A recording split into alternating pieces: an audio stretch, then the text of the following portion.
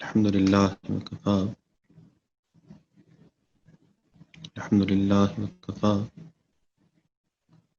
سلام على عباده الذين اصطفى اما بعد. کل کی مجلس میں باطنی امراض میں سے بڑا باطنی مرض غصے کا تذکرہ کیا، اور غصہ جو ہے اس لیے بڑا باطنی مرض ہے کہ نبی علیہ الصلوۃ والسلام نے فرمایا کہ غصہ تمہارے ایمان میں فساد پیدا کر دیتا ہے۔ آج کی اس مجلس میں غصے کے نقصانات کے حوالے سے تذکرہ کیا جائے گا، اور غصے کا بڑا نقصان یہ ہے کہ غصے والا شخص جو ہے وہ لازماً ناشکرا ہوتا ہے، لازماً اس کے اندر شکر گزاری کی کمی واقع ہو جاتی ہے۔ غصہ ہمیں آتا کیوں ہے؟ کیونکہ ہماری طبیعت کے خلاف کوئی چیز ہوئی اور ہم نے اس چیز کے طبیعت کے خلاف ہونے کو پسند نہیں کیا اور اس پر ری ایکشن شو کیا، بد اخلاقی شو کی، بد کلامی شو کی، یا ہم نے اس کی وجہ سے دوسروں کے ساتھ تعلقات توڑ دیے، تو ہم نے در حقیقت یہ کیا کہ جو اللہ تعالیٰ نے ہمیں دیا ہے اس پہ ہم خوش نہیں، اور اس لیے ہم ری ایکٹ کر رہے ہیں۔ تو اگر طبیعت میں شکر گزاری غالب ہے تو پھر غصہ بھی دبا رہے گا، اور طبیعت میں اگر غصہ غالب ہے تو شکر گزاری دبی رہے گی۔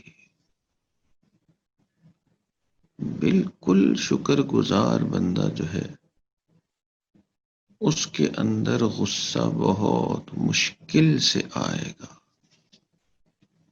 اسی لیے نبی علیہ الصلوۃ والسلام نے فرمایا کہ تم میں سب سے بہترین شخص وہ ہے جس کو غصہ آنے میں بہت دیر لگے۔ یہ پکی بات ہے کہ غصہ کرنے کے نقصانات میں سے بڑا نقصان یہ ہے کہ انسان جو ہے وہ ناشکرا بن جاتا ہے۔ ہوتا یہ ہے کہ جو چیز ناپسند ہے اس کی طرف توجہ خوب چلتی ہے، اس لیے غصہ غالب آ جاتا ہے، اور جو چیزیں اللہ نے دی ہیں، جو نعمتیں اللہ کی ہیں، اس پر سے توجہ ہٹ جاتی ہے، تو جو غصے کو جگہ دیتا ہے اس کی توجہ جو ہے وہ اللہ کی نعمتوں سے ہٹ جاتی ہے، جو اللہ نے اس کے ساتھ بھلائیاں کی، جو اللہ نے اس کے اوپر رحمتیں کی ہیں، تو ناشکرا بن ہی جاتا ہے۔ اور جس کی توجہ اللہ کی دی ہوئی نعمتوں پہ ہوگی اس کو اکسانا، اس کو غصے تک لے جانا بہت مشکل کام ہوتا ہے، اور غصہ آ بھی جاتا ہے، یہ شکر گزاری اس غصے کے لیے رکاوٹ بن جاتی ہے۔ انسان کہتا ہے کہ ٹھیک ہے فلاں تو مجھے بہت تکلیف دے رہا ہے، مگر اللہ نے میرے لیے فلاں فلاں چیزوں میں بہت آسانی کی ہے۔ تو غصہ پی جانا آسان ہو جاتا ہے۔ مشائخ نے لکھا کہ اللہ والوں کی ایک بڑی صفت جو ہے وہ شکر گزاری ہے۔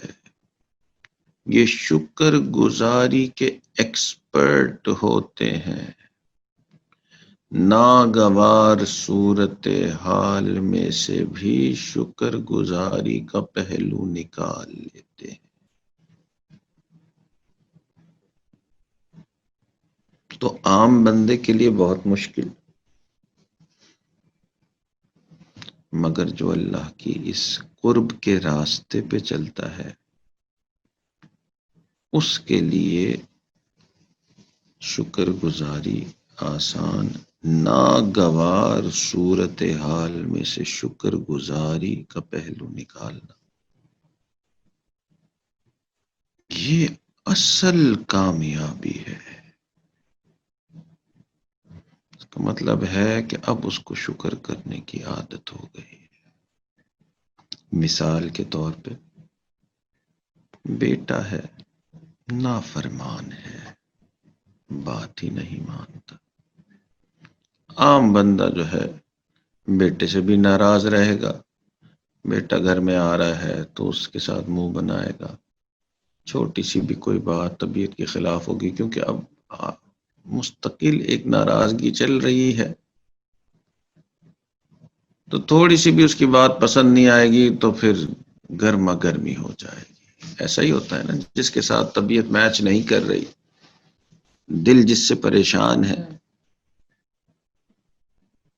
تو تھوڑی سی بھی کوئی بات ناگوار تو زیادہ غصہ اور زیادہ ناراض۔ تو بیٹا نافرمان ہے اور انسان عام طور پہ بھی طبیعت یہی چاہتی ہے کہ جی بس اس کے ساتھ ناراضگی کا تعلق رکھا جائے، غصے کا تعلق رکھا جائے۔ اور جو اللہ والے ہیں وہ اس پہ بھی اللہ کا شکر ادا کریں گے کہ یہ نافرمانی کرتا ہے، کسی دن اس کو ہدایت آ جائے گی، مگر اگر یہ بیمار ہوتا یا مستقل کسی مرض میں ہوتا جس کی امید ہی نہ ہوتی کہ یہ صحت یاب ہو سکتا ہے، تو اس سے تو بہتر صورتحال میں اس وقت میرا غم کتنا زیادہ ہوتا۔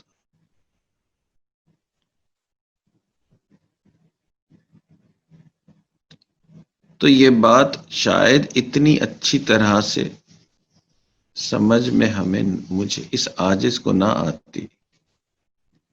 کچھ عرصہ پہلے اپنے ایک دوست کے یہاں جانا ہوا، وہاں جا کے سمجھ میں آیا کہ اولاد نافرمان ہو تب بھی شکر کا پہلو نکل سکتا ہے۔ ان کے گھر میں داخل ہوئے، انہوں نے اپنے گھر میں بٹھایا، قریبی جاننے والے، کئی سال کی جان پہچان، گھر میں بیٹھے تو زور سے آواز آئی جیسے کسی جانور کی آواز آتی ہے، تو ذہن میں یہی آیا کہ شاید گھر کے اندر کوئی جانور رکھا ہوا ہے۔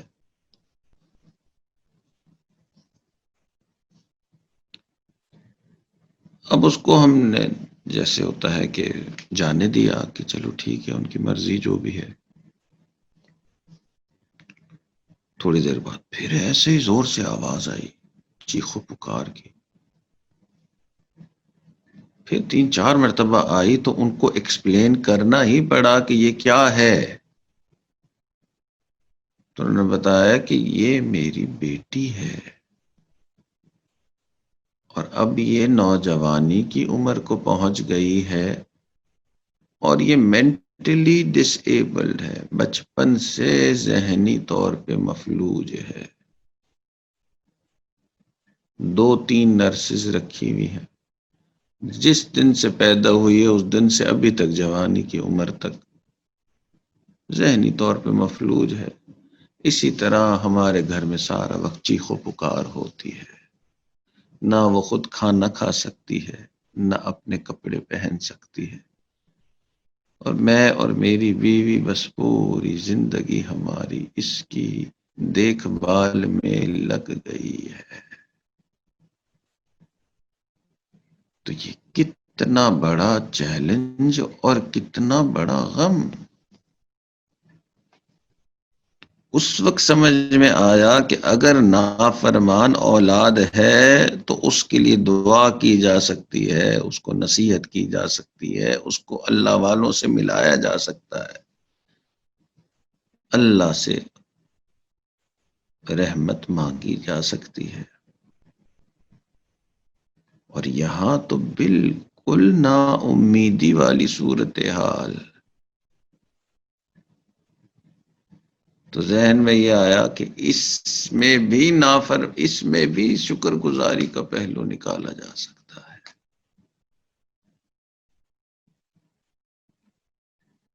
تو غصے والا شخص ہوگا وہ لازماً ناشکری کی طرف جائے گا،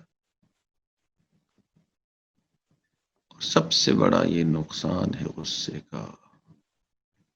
اور جس نے شکر نہیں کیا وہ اللہ سے بہت دور۔ شکر وہ گناہ، ناشکری وہ گناہ جس پر اللہ نے عذاب کا وعدہ کر لیا۔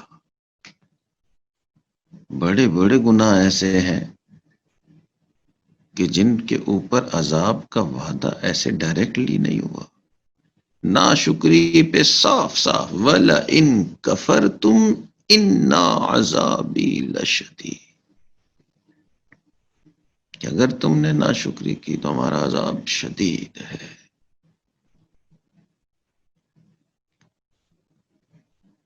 ہمارے سلسلہ کے بزرگ گزرے حضرت خواجہ عبد المالک صدیقی رحمۃ اللہ علیہ،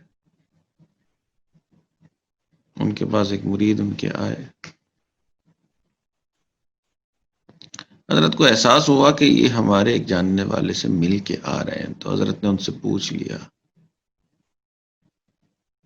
کیونکہ حضرت کے وہ جاننے والے تھے اور تھوڑی سی مخالفت رکھتے تھے۔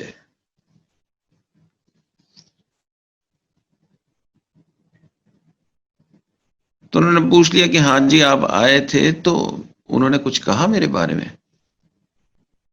وہ مرید بتانا نہیں چاہ رہے تھے کیونکہ بات اتنی کڑوی انہوں نے کی تھی، مگر اب کیونکہ حضرت نے پوچھا تو انہوں نے بتا دیا۔ انہوں نے کہا جی حضرت ان کے پاس سے ہوتے ہوئے آیا، اور کیونکہ ان کی عادت ہے ایسی، انہوں نے کہہ دیا کہ اپنے شیخ سے جا کے کہہ دو کہ دنیا اور آخرت دو بہنیں ہیں، جو ایک سے شادی کرتا ہے تو دوسری حرام ہو جاتی ہے۔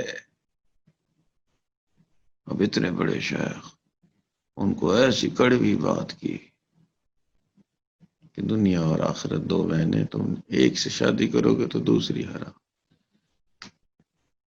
یعنی شیخ کو پیغام یہ بھجوایا کہ تم نے دنیا داری شروع کر دی ہے۔ شیخ نے ساری بات سنی، خاموش ہو گئے۔ اتنے سارے لوگوں کے درمیان جب اس نے یہ بات کی، تھوڑی دیر بعد حضرت نے سر اٹھایا اور سر اٹھا کے کہا کہ الحمدللہ، اللہ کا لاکھ لاکھ شکر ہے کہ دنیا میں ابھی بھی ایسے لوگ موجود ہیں جن کو ہماری اصلاح کی فکر ہے۔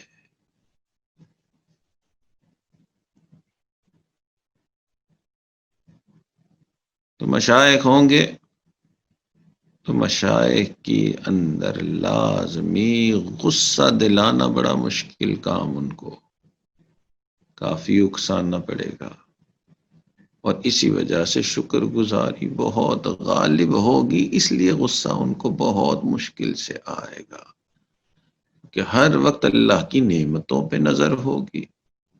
اس لیے اگر کوئی ناگوار چیز بھی آ جائے گی تو اس میں سے بھی کوئی نہ کوئی شکر گزاری کا پہلو ہو جائے گا۔ اور اگر غصہ بے قابو ہے تو ناشکری لازم ہے۔ تو غصے آنے کا بڑا نقصان، انسان کی طبیعت میں ناشکری آ جاتی ہے، اور ناشکرا بندہ اللہ سے بہت دور ہو جاتا ہے۔ تو غصے کے نقصانات میں سے بڑا نقصان کہ انسان ناشکرا ہو جاتا ہے۔ اللہ تعالی ہمیں اس باطنی مرض سے محفوظ فرمائے، اللہ تعالیٰ اپنی رحمت عطا فرمائے۔